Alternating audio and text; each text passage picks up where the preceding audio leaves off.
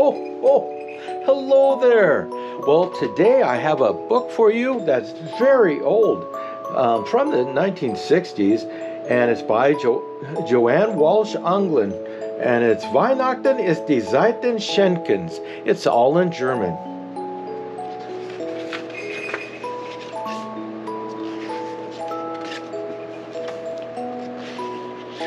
Weihnachten ist die Zeit des Schenkens.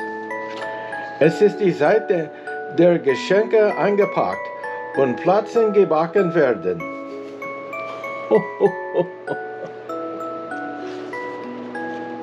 Die Zeit, in der Geschenke in Geheimwirkung versteckt werden.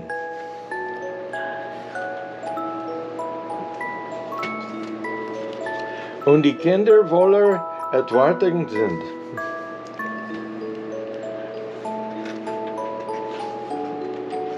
Es ist die Zeit der Spielsachen, Trommeln und Puppen.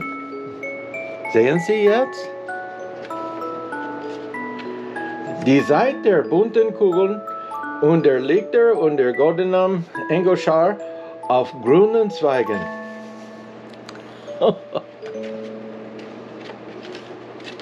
Es ist die Zeit der Sterne und die klare Nacht und die leisen Gebete, die flüstern im Dunkeln. Weihnachten ist die Zeit der Familie und der guten Freunde und sich wiedersehen.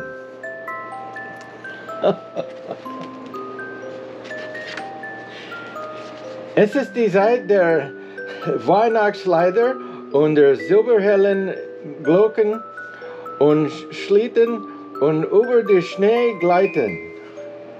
Sehen Sie über die Schnee gleiten? Ja?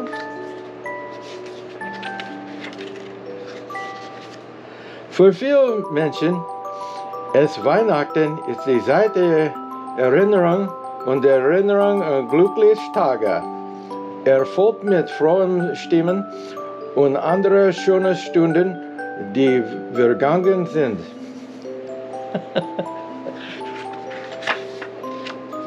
Aber für jeden es ist die Zeit der Versauberung und die Sorgen verblassen und die Welt wieder jung ist.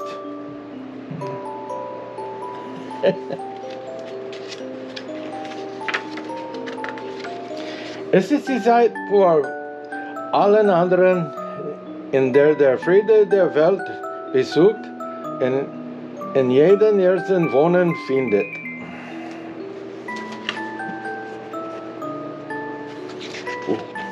Das ist eine kleine Buch, ja. Weihnachten ist die Zeit des Schenkens, die Zeit der Hoffnung und der Freude.